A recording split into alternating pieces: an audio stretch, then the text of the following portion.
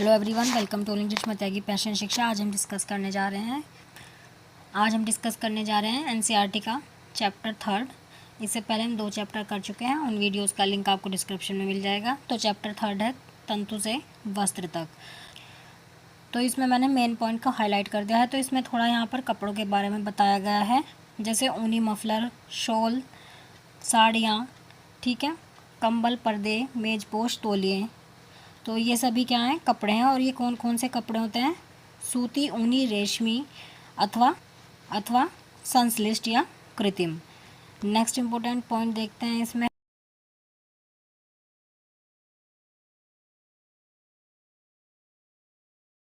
Next point है, इसमें एक कपड़ा ले लिया गया है और उस कपड़े में से एक धागा निकाल दिया गया है।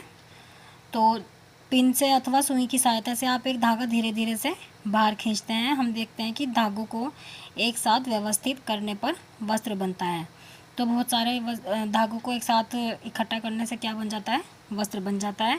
सुई में तागे को पिरोने या डालने का प्रयास करते समय भी आपने ऐसा परीक्षण किया होगा कि कई बार तागे का यह सिरा कुछ पतली लड़ियों में पृथक हो जाता है। तो जो एक धागा होता है वो बहुत सारी लड़ियों से बना होता है।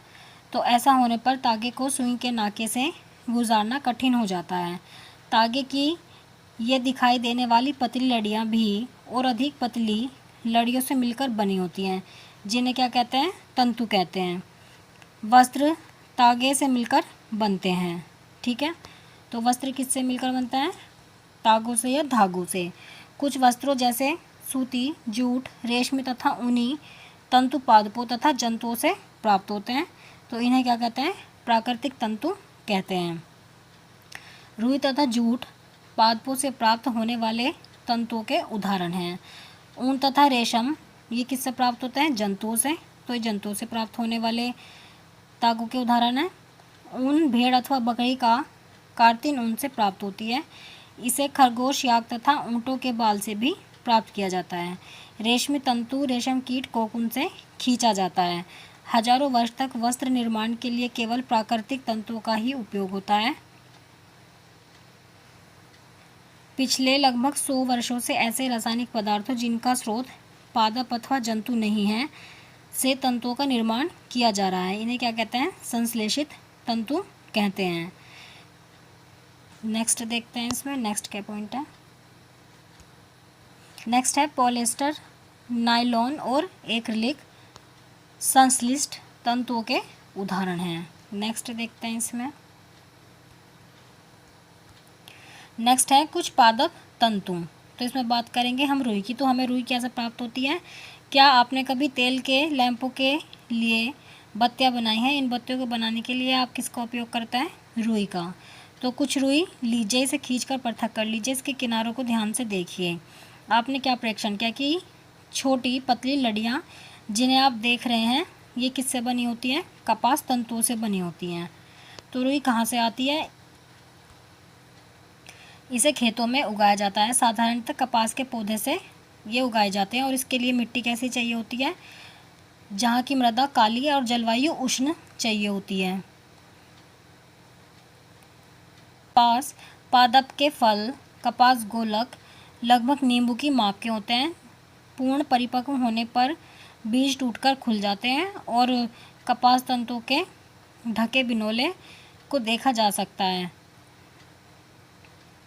तो कपास जो है खेतों में उगाया जाता है और इसके लिए काली मृदा की और जलवायु उसके लिए उष्ण चाहिए होती है। तो कपास के जो पेड़ हैं उससे कपास गोलक निकलते हैं जो कि नींबू के माप के होते हैं और ये बाद में बीज खुल जाते हैं और फिर ऐसा लगता है जैसे कि पूरा जो खेत है वो कपास के रोगों से इतना श्वेत हो जाता है जैसे हिम ने ढक लिया हो। नेक्स्ट देखते हैं पटसन।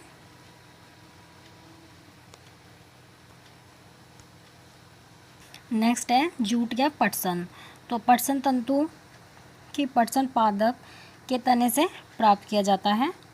भारत में इसकी खेती वर्षा ऋतु में की जाती है और भारत में पटसन को प्रमुख रूप से कहाँ पर पाया जाता है? पश्चिमी बंगाल, बिहार और असम में उगाया जाता है। सामान्यतः पटसन पुष्पन अवस्था में काटते हैं। फसल कटाई के पश्चात पादपों के तनों को कुछ दिनों तक जल में डुबोकर रखते हैं। ऐसा करने पर क्या है, उसके तने गल जाते हैं और उन्हें पटसन तंतुओं से हाथों द्वारा अलग कर लिया जाता है। तो पटसन क्या है?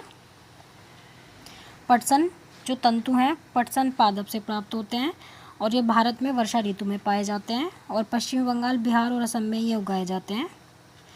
और इसके तने को पानी में भिगो कर रखा जाता है जिससे कि पटसन के तंतुओं को हाथ से अलग किया जा सके। वस्त्र बनाने से पहले इन सभी तंतुओं को तागों में परिवर्तित कर लिया जाता है। नेक्स्ट देखते हैं, इसमें नेक्स्ट है रेशों से तागा बनाने की प्रक्रिया को क्या कहते हैं? हम कताई कहते हैं। इस प्रक्रिया में क्या होता है कि रुई के एक पुंज से रेशों को खींचकर ऐंठते हैं। ऐसा करने से रेशे पास पास आ जाते हैं। और बड़े पैमाने पर तागों की कताई का कार्य कैसे किया जाता है? मशीनों की सहायता से किया जाता है। कताई के पश्चात तागों का उपयोग वस्त्र बनाने में भी किया जाता है। नेक्स्ट पॉइंट है इसमें बुनाई। तागों के दो सेटों को आपस में व्यवस्थित करके वस्त्र बनाने की जो प्रक्रिया है वही क्या कहलाती है? बुनाई या वीविंग कहलाती है। नेक्स्ट देखते हैं, इसमें नेक्स्ट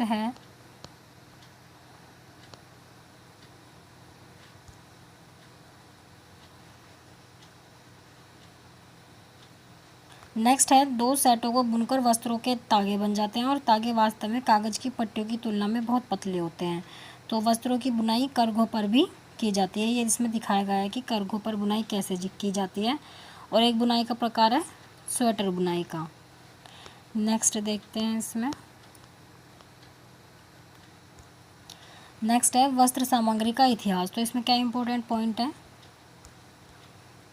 इसमें कि भारतवासी रुई से बने वस्त्र पहनते थे जो कि गंगा नदी के निकटवर्ती क्षेत्रों में उगाई जाती थी। फेलेक्स भी क्या है? एक पादप है। इससे प्राकृतिक तंतु प्राप्त होते हैं। और प्राचीन मिस्र में वस्त्रों को बनाने के लिए रुई तथा फेलेक्स की कृषि नील नदी के निकटवर्ती क्षेत्रों में की जाती थी। आई होप आपके लिए वीडियो हेल्पफुल रहेगी। अगर आपको वीडियो हेल्पफुल लगी है तो वीडियो को लाइक करें, शेयर करें और चैनल को सब्सक्राइब करें ऐसी ही वीडियोज़ के लिए।